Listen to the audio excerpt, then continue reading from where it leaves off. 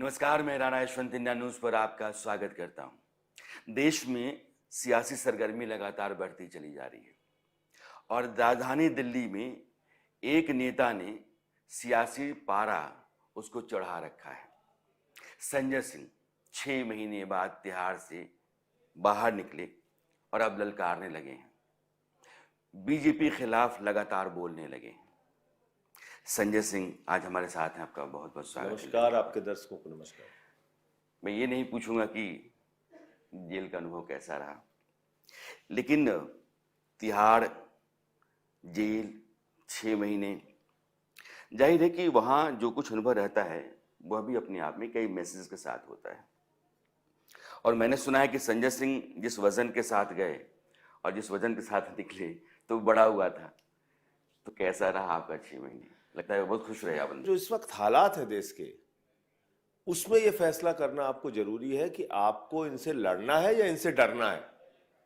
जो तानाशाही इस वक्त देश के अंदर चल रही है, चुनी हुई सरकारों को गिराना, विधायकों को तोड़ना, मंत्रियों को तोड़ना, सिटिंग चीफ मिनिस्टर्स को गिरफ्तार करना, बेबुनियाद आरोप लगाना, झूठे प्रचार मीडिया में फैलाना, सोशल मीडिया पे आपको बदनाम करना, ये जो एक परिस्थिति देश के अंदर खड़ी की जा रही है, देश के लोकतंत्र और संविधान को कुचलने और खत्म करने की, तो इसके खिलाफ आपको लड़ना है या इनसे डर के घर पे बैठना है, ये आपको तय करना होगा। तो जेल में तो इन 6 महीनों में क्योंकि जाहिर सी बात है, हम लोग टारगेट ही इसीलिए किए गए कि हम बोल क्या हो रहा है, ये जानकारी कैसे मिलती होगी आपको? टीवी चलते ही थे वहां पे, टीवी ऐसा नहीं कि मुझे कोई स्पेशली, जो भी और भी वार्ड थे और जो भी सेल थे वहां पे भी टीवी चलती है, टीवी उपलब्ध कराई जाती है। तो बाहर निकलने के बाद हम क्या करेंगे, ये आप 6 महीनों प्लान किया? बिल्कुल, और मजबूती के साथ बाहर निकला और ये सोच के निकला कि नहीं, अब इनके खिलाफ और मजबूती से लड़ना ही है। आपके सामने कोई दूसरा रास्ता नहीं है। अगर आप अग्निवीर से छुटकारा चाहते हैं, महंगाई से छुटकारा चाहते हैं, बेरोजगारी से छुटकारा चाहते हैं, अगर आप एक व्यक्ति को देश की सारी संपत्ति दिए जाने के खिलाफ हैं, अगर आप चाहते हैं कि चंद पूंजीपतियों का कब्जा इस देश पे ना हो, बल्कि इस देश के करोड़ों लोग इस देश की अर्थव्यवस्था में शामिल हों, तो निश्चित रूप से आपको बोलना पड़ेगा। 15 लाख करोड़ रुपए पूंजीपतियों का इस देश की सरकार ने माफ किया है। इलेक्टोरल बॉन्ड के जरिए यह खुलासा हुआ इस देश के सामने कि साहब 3,08,000 करोड़ रुपए के ठेके उन कंपनियों को दिए गए जिससे बाकायदा इलेक्टोरल बॉन्ड के नाम पे चंदा लिया गया। यह जाहिर हुआ इस देश के सामने कि ईडी, सीबीआई इनकम टैक्स का छापा मरवा कर कंपनियों से भारतीय जनता पार्टी ने चंदा लिया, हजारों करोड़ रुपए चंदा लिया। तो अगर आप घोटाले की बात कर रहे हैं तो अब तक कितनी जांच शुरू हुई भारतीय जनता पार्टी के खिलाफ? लेकिन ये बात जो कितनी CBI, ED, income tax department ने पूछताछ की, भैया कहां से इतना पैसा आ गया? दिल्ली में शराब घोटाला दरअसल तो भारतीय जनता पार्टी ने किया है। एक शरद रेड्डी नाम के व्यक्ति को गिरफ्तार करते हो आप, उसका अकाउंट सीज नहीं करते, गिरफ्तारी के बाद 10 नवंबर को गिरफ्तार कर रहा है, 5 करोड़ रुपए 15 नवंबर को चंदा दे रहा है बीजेपी को, और उसके बाद 55 करोड़ रुपए की रिश्वत दिला दे रहा है। तो ये क्या है? बॉन्ड से अगर पैसा आता है तो वो रिश्वत क्यों है? बिल्कुल है भाई, एक आरोपी व्यक्ति है ना, उसको आप कह रहे हैं कि ये किंग पिन है। मैं तो नहीं कह रहा हूं, ईडी ने कहा किंग पिन है शरद रेड्डी, ईडी ने कहा ना, और भारतीय जनता पार्टी ने प्रेस कॉन्फ्रेंस किया। भारतीय जनता पार्टी ने कहा ये शराब घोटाला, ये साउथ वाला, ये किंग पिन, ये आरोपी, ये भ्रष्टाचारी। बीजेपी आपके इस तरह के आरोप का काउंटर कर रही है, वो लगातार उनके प्रवक्ता बोल रहे हैं। मैं सिर्फ एक बात मैं ये कह रहा हूं, 55 करोड़ रुपए पे जांच कब शुरू होगी? उनके बोलने का तो कोई अंत नहीं है। आप ऑपोजिशन में हैं तो CBI, ED, income tax department अब तक क्यों नहीं उसने बीजेपी नेताओं से पूछताछ की कि इससे पैसा क्यों लिए तुमने? संजय सिंह आज जो कह रहे हैं, कमोबेश यही बात राहुल गांधी, अपोजिशन के बाकी नेता भी नरेंद्र मोदी के खिलाफ, सरकार के खिलाफ कहते रहे हैं। फिर भी सरकार को बहुमत अलग अलग राज्यों में मिलता रहा है। इस बार भी सरकार कह रही है कि हम तीसरी बार हैट्रिक बनाएंगे। तो एक विश्वास है। इसका मतलब यह है कि आपके आरोपों पर जनता का यकीन शायद कम है। पहला एक मिनट संजय जी। दूसरा ये है कि अरविंद केजरीवाल, संजय सिंह, मनीष सिसोदिया, इन सबों के खिलाफ जैसे आपको जमानत मिली, मनीष को साल भर से नहीं मिल रही है। ये तो ईडी का मामला नहीं है, यह तो कोर्ट का मामला है। अरविंद की गिरफ्तारी हुई है, जमानत में आपको प्रॉब्लम आ रही है। यह भी तो ईडी का मामला नहीं है। मैंने मान लिया कि ईडी सरकार की इच्छा पर चलती है, लेकिन कोर्ट नहीं चल रहा है ना। ठीक, तो फिर कोर्ट में क्यों दिक्कत है? पहली चीज तो ये है कि ये पीएमएलए का कानून इतना जटिल है कि, और 2018 में इसमें परिवर्तन किया गया, इतना जटिल कानून है कि इसमें जमानत मिलना बहुत मुश्किल का काम होता है। और दूसरी बात यह है कि आपको यह पता होना चाहिए कि इस समय 80% अंडर ट्रायल देश की जेलों में है। 80%, 10-10 साल से विचाराधीन कैदी हैं, लेकिन उनको बेल नहीं, सुन तो लीजिए आप, उनको बेल नहीं हुई। पीएमएलए से कमजोर कानूनों में भी 3-3 साल से 4-4 साल से अंडर ट्रायल है, उनको जमानत नहीं मिली। तो कानून की एक प्रक्रिया है, उसमें कई बार विलंब होता है। इससे कहां यह साबित हो गया कि हम आरोपी हैं? इससे कहां यह साबित हो गया कि हम दोषी हैं? लेकिन अगर कोर्ट से 10 साल के बाद जीएन साई बाबा निर्दोष साबित होते हैं, 90% दिव्यांग व्यक्ति, किन परिस्थितियों में उस व्यक्ति ने अपना जीवन बिताया, इसकी जवाबदेही किसकी है? कौन है इसके लिए जवाबदेह? अरविंद केजरीवाल निर्दोष बाहर आएंगे, मनीष सिसोदिया निर्दोष बाहर आएंगे। ये जो यातना का जो ये वक्त है, अत्याचार का और जुल्म का ये वक्त है, इसका जवाब कौन देगा? लोकसभा के चुनाव में केजरीवाल जी प्रचार ना करने पाए, इसके कारण से जो एक गहरी साजिश करके उनको गिरफ्तार किया गया है, इसका जवाब कौन देगा? आपका विपक्ष कहता है कि संजय सिंह ऐसे बोल रहे हैं जैसे बेल नहीं मिली है, बरी हो गए। अरे भाई, विपक्ष क्या बोलता है? भाजपाई अगर भ्रष्टाचार के खिलाफ बोलते हैं तो लगता है ओसामा बिन लादेन अहिंसा पे उपदेश दे रहा है। जिस पार्टी का राष्ट्रीय अध्यक्ष भारत माता के रक्षा सौदे में रिश्वत खाते हुए पूरी दुनिया ने उसको देखा और सजा हुई, वो लोग हम पे बोलेंगे? पूरा देश तो एक आदमी के नाम पे नीलाम कर दिया, पूरे देश के भ्रष्टाचारियों को अपनी पार्टी में शामिल कर लिया नरेंद्र मोदी जी ने, और सवाल उठा रहे हैं हम पर। बताइए ना, किसको छोड़ा? मोदी जी एक बात कहते हैं, एक भी भ्रष्टाचारी को नहीं छोड़ूंगा, एक भी भ्रष्टाचारी को नहीं छोड़ूंगा। बाद में मुझे उनके नारे का मतलब समझ में आया, एक भी भ्रष्टाचारी को नहीं छोड़ूंगा, पूरब से लेकर पश्चिम तक, उत्तर से लेकर दक्षिण तक, सबको बीजेपी में शामिल करूंगा। जनार्दन रेड्डी आपकी पार्टी में, छगन भुजबल आपकी पार्टी में, अजीत पवार आपकी पार्टी में, शुभेंदु अधिकारी आपकी पार्टी में, नारायण राणे आपकी पार्टी में, एक बात, हेमंत बिस्व शर्मा आपकी पार्टी में, एक बात, और आप भ्रष्टाचार के खिलाफ बोल रहे हैं? मतलब बेशर्मी की हद है। भाजपाई भ्रष्टाचार के खिलाफ बोल रहे हैं? नहीं। तो अगर ये इसलिए अब मैं आपको बताता हूं, पहले ये समझिए कि अरविंद केजरीवाल के खिलाफ कितनी गहरी साजिश की गई। आपका कोई प्रश्न हो तो पूछ लीजिए, लेकिन इस देश की जनता को पता होना चाहिए कि किस तरीके से ये साजिश अरविंद केजरीवाल के खिलाफ रची गई। आम आदमी पार्टी को खत्म करने की साजिश क्या है बीजेपी की, वो देश को जानना जरूरी है। ऑपोजिशन के वो नेता जो आरोपों के दायरे में है, वो चाहे छगन भुजबल हो, अजीत पवार हो, चाहे जो भी हो, वो ऑपोजिशन में है और उन पर कार्रवाई होती है, तो आप कहते हैं कि देखिए ये टारगेट कर रहे हैं। जब बीजेपी में आ जाते हैं तो कहते हैं कि ये एक मोदी वॉशिंग मशीन है। आज हेमंत सोरेन टारगेट हो रहे हैं।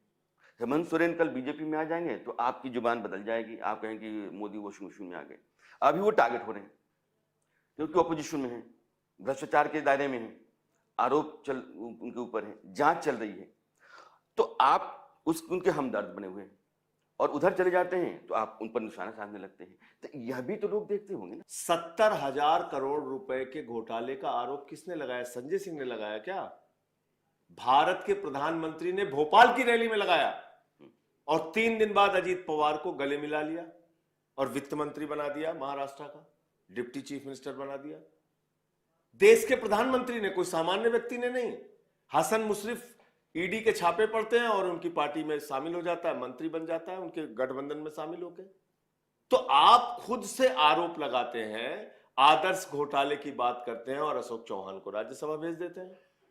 वाटर घोटाले की बात करते हैं, हेमंत बिस्व शर्मा को मुख्यमंत्री बना देते हैं। तो ये आरोप, ये घोटाले की बुकलेट तो आपने जारी की ना। शुभेंदु अधिकारी पे, मुकुल राय पे, शारदा नारदा घोटाले का आरोप तो बीजेपी के कार्यकर्ताओं ने और नेताओं ने लगाया ना। तो आप उन्हीं को कैसे शामिल कर ले रहे हैं? ये कौन सा श्लोक, कौन सी चौपाई पढ़ के आप लोग इनका हृदय परिवर्तन कर रहे हैं? बताइए भैया देश को।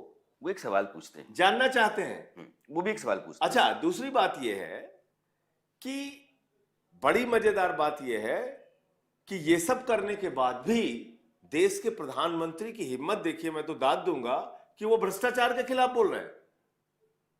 कह रहे हैं एक भी भ्रष्टाचारी को नहीं छोड़ूंगा, सबको बीजेपी में शामिल करूंगा। आपको लगता है? लगता नहीं, दिख रहा है। लगता तो तब है जब कोई चीज छिपी हुई हो, यहां तो खुलेआम दिख रहा है। तपस राज टीएमसी का नेता, उस पे ईडी का छापा होता है, अब चला गया बीजेपी में। तो जो आपने सवाल पूछा कि पहले तो आप कहते हैं उत्पीड़न हो रहा है, बाद में आप कहते हैं कि बीजेपी में शामिल हो गया तो ये मिल गया। बहुत सारे लोग ऐसे हैं, उनको फाइलें दिखाई गई, बोल भाई जांच चाहता है या नतमस्तक होगा? आपको नतमस्तक हो गए, आपको दिखाया गया, नतमस्तक हो गए, आपको दिखाया गया। छोड़िए, मुझे अपने केस के बारे में बोलने का अधिकार नहीं है, वो तो जब बोलने का अधिकार कोर्ट से मिलेगा तो एक संजय, एक सवाल लोग करते हैं आपसे, वो ये है कि अगर आप इतने पाक साफ थे, आपकी पॉलिसी में कोई खोट नहीं, तो आपने जो शराब पॉलिसी बनी, एक्साइज पॉलिसी बनी, फिर वापस क्यों ले लिया? हाँ, अगर वो अच्छा बहुत बढ़िया है, बहुत अच्छा आपको सवाल एक है। सेकंड में पैसा आ ही रहा है बिल्कुल। और आप एक ईमानदार व्यवस्था स्थापित कर रहे हैं, बिल्कुल, तो फिर वापस क्यों? बिल्कुल। क्या हुआ कि ये शराब पॉलिसी आने के बाद जिस प्रकार का प्रोपेगेंडा किया गया, गली गली में ठेके खुल गए, फलाना हो गया, ढिमका हो गया। मैंने आंकड़े बताए थे कि नोएडा में कितने ठेके हैं और दिल्ली में कितने हैं और गुड़गांव में कितने हैं और बेंगलोर में कितने हैं और गोवा में कितने हैं, और दिल्ली की आबादी के हिसाब से ठेके कितने हैं। सबसे कम ठेके दिल्ली में थे, और जो पिछली पॉलिसी में ठेका था उसकी तुलना में भी नई पॉलिसी में शराब के ठेके कम खुले। तो पॉलिसी में कहीं ना कहीं लोचा था ना?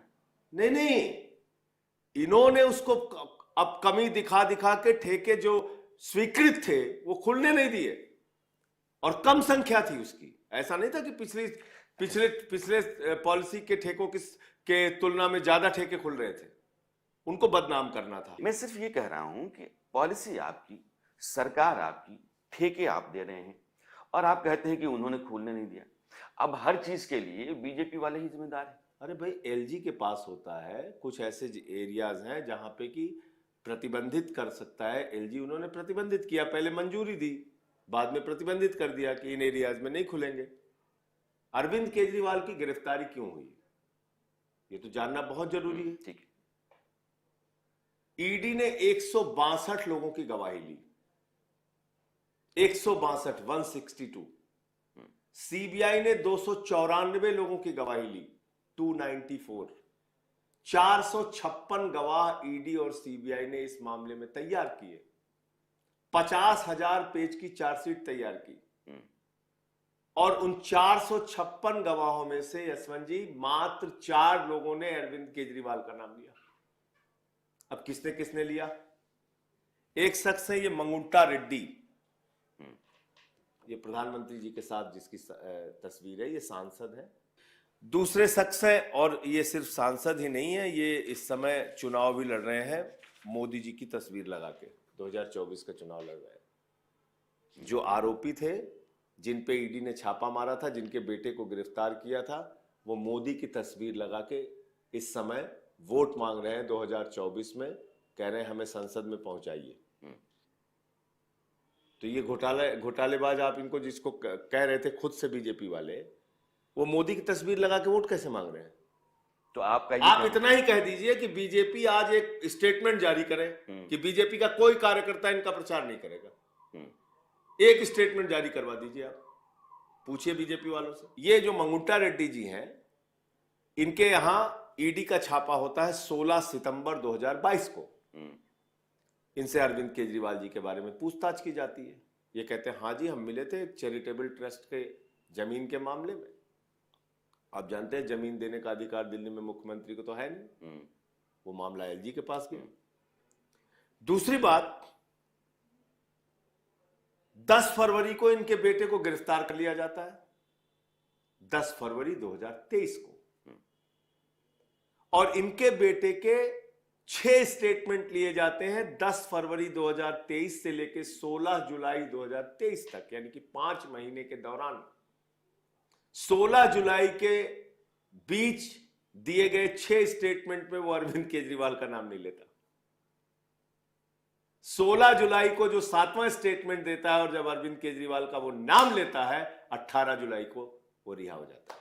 अब आपके दर्शकों को यह समझना जरूरी है कि 10 में से 8 डॉक्यूमेंट छिपा लिए बीजेपी वालों ने। बीजेपी वालों ने, मैं सीधे बोल रहा हूं, सुन लीजिए, छिपा लिए।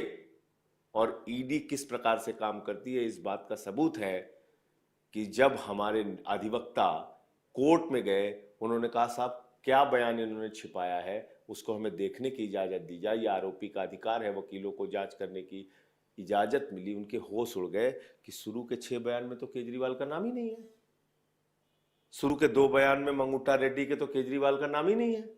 शरद रेड्डी नाम का व्यक्ति, उसके यहां 9 नवंबर 2022 को छापा पड़ता है, 10 नवंबर 2022 को उसकी गिरफ्तारी हो जाती है। उसने 10 नवंबर 2022 से लेके 25 अप्रैल तक 12 बयान दिए, 12 बयान अलग अलग तारीखों पे। और जो मैं कह रहा हूं इसको खूब पड़ताल कर लीजिएगा। 10 बयान में अरविंद केजरीवाल का जिक्र नहीं। अरविंद केजरीवाल को जानते हो? नहीं जी। कोई घोटाला नहीं जी, कोई आरोप नहीं जी, सारे बयान है उसके। उन 10 बयान को छिपा लिया गया।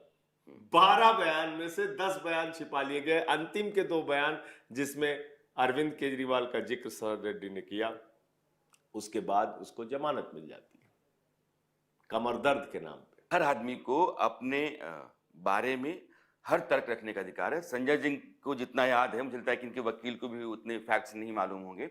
ये जितने लोगों का जिक्र हो रहा है, शरद रेड्डी, मगुंटा रेड्डी, उनके बेटे के कविता, विजय नायर, ये दक्षिण भारत के ऐसे लोग हैं जिनको साउथ ब्लॉक कहा जाता है। इस घोटाले में, जो तथाकथित शराब घोटाला है, आरोप ये है कि साउथ ब्लॉक के लोगों ने आम आदमी पार्टी को, केजरीवाल की सरकार को 100 करोड़ रुपए दिए, जिसका इस्तेमाल आपने गोवा के चुनाव में किया। ये आरोप, आपके आरोप सही, एकदम ठीक उनके है। आरोप गलत। आता हूं बात पे, उस पे आप पे 100 करोड़ रुपए रिश्वत दिए, ये आरोप है। 100 करोड़ रुपए में से 100 रुपए नहीं बरामद हुए, ये सच्चाई है। बताइए ना, केजरीवाल जी के घर कितने रुपए मिले, मनीष सिसोदिया के घर कितने रुपए मिले? मैं अपने बारे में तो बोलूंगा ही नहीं क्योंकि कोर्ट ने मना किया है। बताइए कितने रुपए मिले, कितनी संपत्ति मिली केजरीवाल की और मनीष सिसोदिया की? वो पैसा आसमान में चला गया, जमीन ने निगल लिया, कहां गया पैसा? तो मनगढ़ंत तरीके से आप 100 करोड़, 200 करोड़, 45 करोड़, पता नहीं क्या क्या फिगर बताते जाते हैं। और जो 55 करोड़ खुलेआम दिख रहा है कि रिश्वत ली शरद रेड्डी से बीजेपी वालों ने, उस पर कोई पूछताछ नहीं होगी, कोई डीसीबीआई उनके यहां नहीं जाएगी। अच्छा, इलेक्टोरल बॉन्ड तो पहले से भी खरीदते रहे ना, ऐसा भाई तो है नहीं कि पकड़े जाने के बाद बॉन्ड उन्होंने छिपे हुए बॉन्ड थे खरीदा। ना यशवंत जी, बचाने की कोशिश की ना। वो तो धन्यवाद दीजिए सुप्रीम कोर्ट का, उन्होंने कहा नहीं, बताइए आप। 21 मार्च को 6:50 पे पता चला कि बीजेपी ने शराब घोटाला किया, 7:14 पे ईडी पहुंच गई केजरीवाल जी के घर पे, 2.5 घंटे में गिरफ्तारी होकर चले गए। वरना तो हम आपसे चर्चा कर रहे होते बीजेपी के शराब घोटाले के ऊपर। लेकिन बाद में फिर मीडिया ने चर्चा करना शुरू कर दिया केजरीवाल की गिरफ्तारी पे। गिरफ्तारी क्यों हुई ये सोच ही नहीं पा रहे हैं आप लोग। गिरफ्तारी इसलिए हुई कि शाम को 6:50 पे पता चल गया कि शराब घोटाला बीजेपी ने किया है। 55 करोड़ रुपए शरद रेड्डी से बीजेपी ने लिया है। अब राजनीति में खेल गजब है। संजय जी ये कह रहे हैं कि सुप्रीम कोर्ट ने कहा कि भैया इलेक्टोरल बॉन्ड का हिसाब किताब तो साफ साफ बताया जाना चाहिए, किसने खरीदा, किसको दिया। बिल्कुल। और ये जैसे ही आया तो आप कह रहे हैं कि अरविंद केजरीवाल को पकड़ लिया गया, क्योंकि अब वो आंकड़ा सामने आ जाएगा तो आप लोग पलट जाएंगे।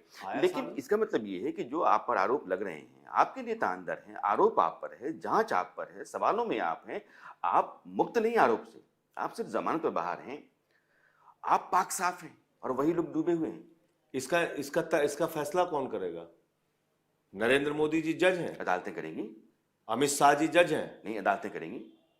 भारतीय जनता पार्टी के प्रवक्ता जज हैं, लेकिन कोर्ट तो नहीं, अदालतें करेगी ना। बिल्कुल अभी तो आपने ठीक कहा, अदालतें करेंगी। अदालतें करेंगी। आपको लगता है कि आपके 100% मिलेगी, 100% मिलेगी?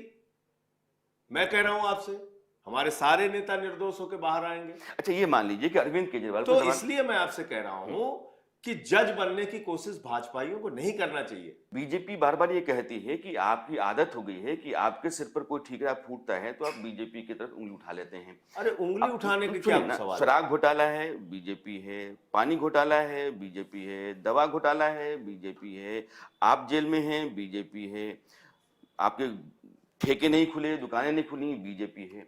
ये सारा दोष बीजेपी पर ही होगा। इसलिए तो कि क्या है ना भारतीय कि बार बार राजनीति रोने के से डाकू गब्बर सिंह है भाजपा वाले। वो क्रेडिबिलिटी खत्म हो जाती है।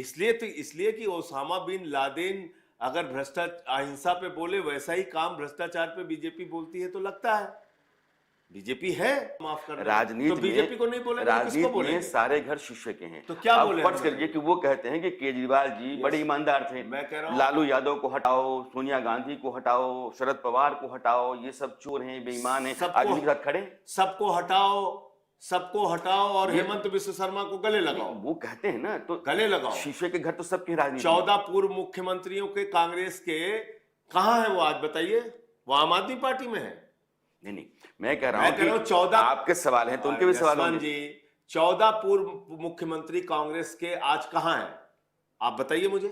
में है आना जाना कहाँ नहीं है, बीजेपी में है ना पूर्व मुख्यमंत्री। आप तो कांग्रेस समझ मुक्त भारत बनाने आए थे। मैं समझ रहा हूं, कांग्रेस मुक्त भारत आप भी भ्रष्टाचार मुक्त बनाने आए थे। तो कांग्रेस युक्त भारत बीजेपी, आप भी भ्रष्टाचार मुक्त बनाने आए थे ना, आप भ्रष्टाचार युक्त हो गए। हाँ, कैसे हो गए बताइए? लालू प्रसाद यादव, शरद पवार, जिनके लिए आप पुलिंदा लेकर के चलते थे, आरोप लगाने से। आज परिस्थितियां दूसरी, आज देश का विपक्ष खत्म हो रहा है। आज देश के अंदर विपक्ष को खत्म कर रहे हैं आप। निर्वाचित सरकारों को ये भी कह सकते हैं ना कि चाहे जितना बेईमान हो, मेरे यहाँ आएगा तो बेईमानी में नहीं करने दूंगा। इसीलिए तो उनको वॉशिंग मशीन कहा जा रहा है। इसीलिए तो उनको वॉशिंग मशीन अपनी अपनी दलीलें अपनी दलीलें। इसीलिए तो उनको कहा जा रहा है। एक बुनियादी और बड़ा सवाल, जो जितना बड़ा भ्रष्टाचारी वो उतना बड़ा पदाधिकारी, ये बीजेपी का नारा है। वो हर राजनीति में हर दल के पास अपनी बात है, उसके लिए अपना एक अच्छा बताइए, आदर्श सोसाइटी में घोटाला हुआ और इसमें फौजियों के साथ अन्याय हो गया, चौहान क्यों आ गए, आप यही पूछेंगे ना? नहीं, मैं आपसे एक बात ये कह रहा हूं कि आपने इस देश की जनता को बेवकूफ समझ रखा है। अच्छा ये बताइए कि सारे बड़े बड़े घोटालेबाजों को, जनार्दन रेड्डी तक को तो आप अपनी पार्टी में ले रहे हैं और विपक्ष वालों को उपदेश दे रहे हैं। लालू जी कन्विक्टेड है। और बंगारू लक्ष्मण आपके हमदर्द हैं। बंगारू लक्ष्मण क्या थे? मैं तो आप ईमानदार, कट्टर ईमानदार से बात कर रहा हूँ। मैं कह रहा हूँ बंगारू लक्ष्मण क्या बात कर रहा हूँ। बंगारू लक्ष्मण क्या? सोनिया गांधी, बंगारू लक्ष्मण क्या में पुलिंदा लेकर के अरविंद केजरीवाल चिल्लाते रहते थे, तो इसलिए मैं आज उनके हमदर्द हैं। इसलिए राजनीति में सारे घर शीशे के हैं। मेरा एक सवाल है, सवाल ये है कि अरविंद केजरीवाल को अगर संजय जी जमानत नहीं मिलती है, सरकार का चलना चलाना थोड़ा मुश्किल काम होता है, प्रैक्टिकली ये फिजिबल नहीं लगता है, तो फिर मुख्यमंत्री कौन? केजरीवाल के जेल में रहने से किसी भी प्रकार का कोई संकट नहीं है। और संकट की बात आप कर रहे हैं यशवंत जी, जिस पार्टी का मुख्यमंत्री 1 साल से मणिपुर में जल रहा है, मणिपुर हिंसा हो रही है, दंगे हो रहे हैं, वहां एक कारगिल के फौजी की पत्नी को निवस्त करके घुमाया जाता है, उस मुख्यमंत्री को तो भाजपा वाले माला पहना के अपने कंधे पे बिठा के घुमा रहे हैं। वहां कोई राजनीतिक संकट नहीं है, वहां मुख्यमंत्री बदलने की तो बिल्कुल जरूरत नहीं है। दिल्ली में संकट नहीं अजय मिश्रा टेनी अरे दिल्ली की सरकार हिंदुस्तान की सबसे बेहतरीन सरकार है। किसी मुद्दे पे आप बात करिए। अरविंद का विकल्प एजुकेशन में काम हुआ है कि नहीं, आप बताइए। नहीं, छोड़ दीजिए ना, आप एक पत्रकार के तौर पर आपकी सरकारें कहती हैं, मैंने माना है बहुत सारी चीजें आपने ठीक की हैं। आप तो बीजेपी नहीं है ना, आप एक पत्रकार के तौर पर व्यक्तिगत तौर पे एजुकेशन में काम हुआ है, व्यक्तिगत तौर पे माना है, बहुत सारे काम अपने मोहल्ला क्लिनिक के स्वास्थ्य में काम हुआ है, बहुत सारा अच्छा काम, बस की यात्रा फ्री हम देते हैं ना। बहुत अच्छा काम करने का मतलब ये थोड़ा जाता है कि आप बहुत खराब काम नहीं कर रहे हो। हमने बिजली फ्री की है ना, पानी फ्री किया है ना। संजय जी जो बहुत अच्छा काम कर रहे हैं, देश में सबसे कम महंगाई दिल्ली में है। सवालों से मुकदमों से आरोपों से बाहर तो नहीं है ना, तो अच्छा काम करते हैं, ठीक है, लेकिन उसके अजय मिश्रा टेनी वो रहेंगे ना। नहीं, मेरा एक सवाल, अरविंद जो मुख्यमंत्री सबसे अच्छा काम करेगा वो सवालों के घेरे में रहेगा यशवंत जी, अरविंद का विकल्प। और जो अजय मिश्रा टेनी का बेटा 4 किसानों को कुचल के मार देगा, वो देश का गृह राज्य मंत्री रहेगा। ये नैतिकता है। अरविंद का विकल्प का प्रश्न ही कहां उठता है? सरकार नहीं चल पाई तो? सरकार चल रही है। मुख्यमंत्री दिन भर तो अब जेल में रहने वाला मुख्यमंत्री कैसे सरकार चलाएगा? मैं तो जेल से होके आया हूं। सुब्रत राय सहारा को कैसे ऑफिस मिला था? आप मानते हैं कि केजरीवाल जेल से सरकार चलाते रहेंगे? काहे, बिल्कुल चला सकते हैं। उनको दिल्ली की 2 करोड़ जनता ने चुना है। मुख्यमंत्रियों ने जेल जाने से पहले इस्तीफा दे दिया। अरे तो ये सवाल तो वही कर रहे हैं ना। मुख्यमंत्रियों को नहीं पता था कि नरेंद्र मोदी जी जैसा तानाशाह आ जाएगा देश में, जो सारे विपक्ष को खत्म कर देगा। और अरविंद केजरीवाल की लड़ाई अकेले दिल्ली के मुख्यमंत्री की लड़ाई नहीं है, देश के सारे मुख्यमंत्री आने वाले दिनों में इस्तीफा देंगे।